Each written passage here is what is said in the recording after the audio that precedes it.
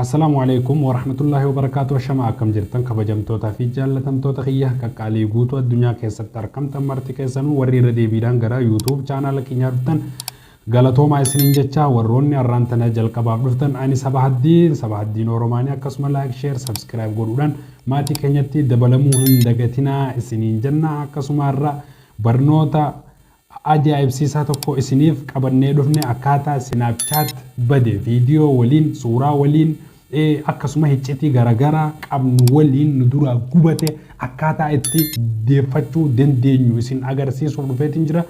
Nafaana turaa isiniin jennaa sanaaf chaatti gaa yeroonii fi dhufuu akkanatti haala kanaan bifa kanaan ani ammaan tana isin agarsiisuuf isa kana logout keessaa tahee jira. Fakkeenyaaf akkaawuntii kana keessaa remove godhinaan jee jira akkamitti akka remove gootan remove kan jedhu kana remove akkaawuntii kan jedhu kana tunan remove ta'ee jira jechuudha.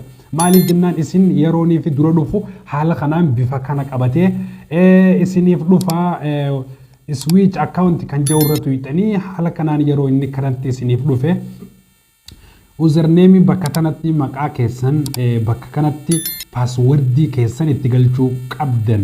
Yoo passwordii keessan hin beeyne walumaa galatti forget password kan jedhu kana tuquu qabdani.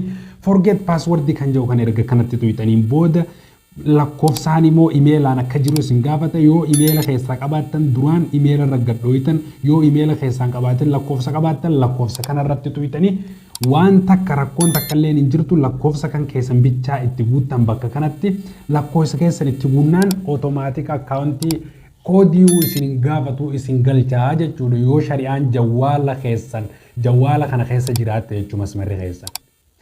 Kanuma wajjin wal qabatee akkaataa isa nu duraa bade itti deeffannu haala kanaan itti deeffannaa jechuudha.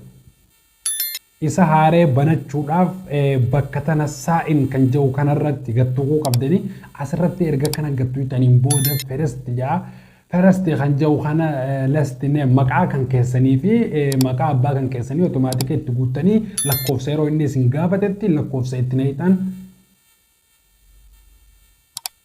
fakkeenyaaf isin garsiisaa jira. Asitti immoo bara 1980 way keessa godhuu qabdanii eega kanatti guyyaa hunda wal dabarsitan maqaan achitti katabisanii naa dhufe saaladdiin jee jira koontiiwuniin tuqa koontiiwun eegaan hin tuqe passwordii lakkoofsa irratti si erginu lakkoofsa sana sitti naqiinaan jechaa jira. Lakkoofsa amma fakkeenyaaf ittiin naqa lakkoofsa kana yeroo ani itti naqutti automaatika naaf fudhatee naaf banamaa jechuudha. Kanaaf waan dhaggeeffattaniif galatooma isiniin jecha hanga barnoota biraatiin walitti dachaa nutti turtii gaarii laayik sheer sabskiraayib godhuu hin dagatinaa. Turtii gaarii isiniin jenna.